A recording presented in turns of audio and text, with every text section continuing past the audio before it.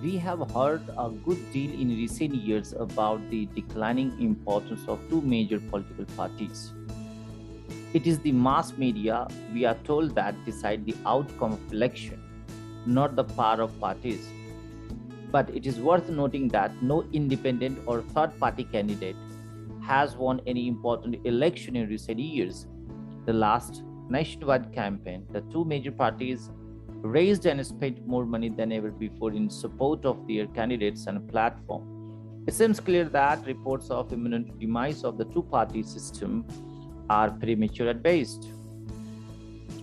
So, what should be approach?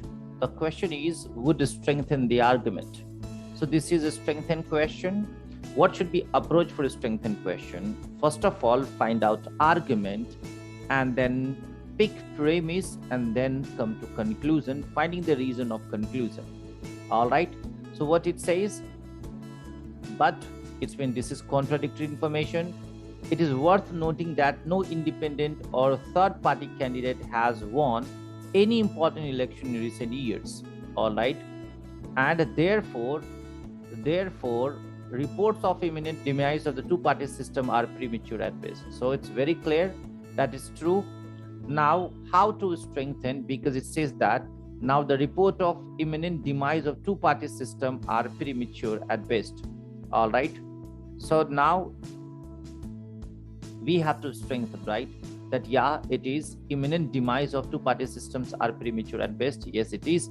So the percent of voters registered as independent is highly today than ever before.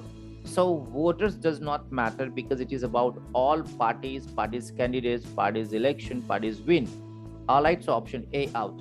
In recent president campaign, for the first time ever, an independent candidate was invited to appear in a television debate.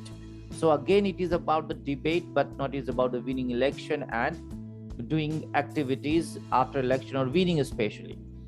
Every current member of US Senate was elected as a candidate of one of two major parties. This means what? Now there should be two party system.